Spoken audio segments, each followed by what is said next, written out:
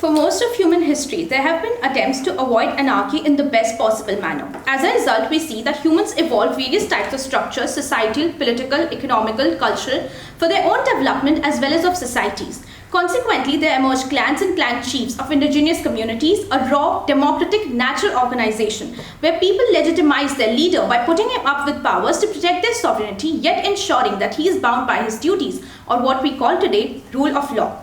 One such example is of anghs of konyaks. The presidential system finds its genesis in such examples of ancient time-tested governance, where a powerful, stable leader is significant for maintenance of state.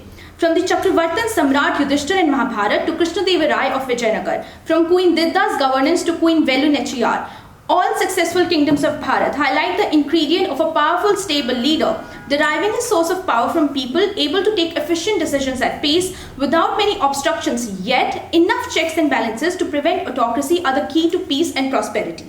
The classical presidential systems refer to president as the head of state as well as the government, where he is usually directly elected by the people, especially when they are made aware of who their candidate is.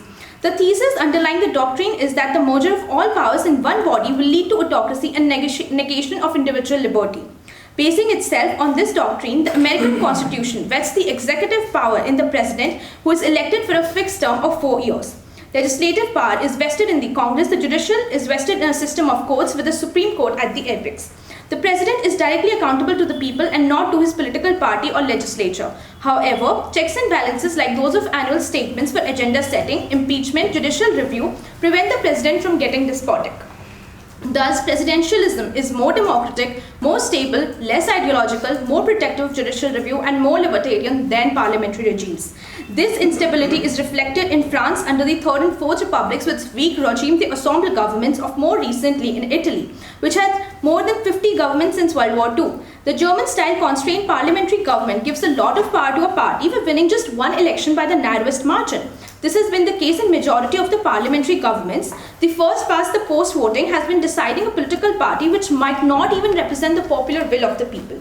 Even if the party does get a majority, the parliamentary feature of accountability may drastically fail since the Prime Minister and Council belong to the same majority party. It can be exemplified by a few decisions of elected yet autocratic governments in India, like the First Amendment to Article 19, the 42nd Amendment which changed the soul of the very constitution it owed allegiance to, and the most infamous, the Emergency of 1975, which is described by Atalji during his arrest as अनुशासन के नाम पर अनुशासन का खून भंग कर दिया संघ को कैसा चढ़ा चुनूं. Thank you.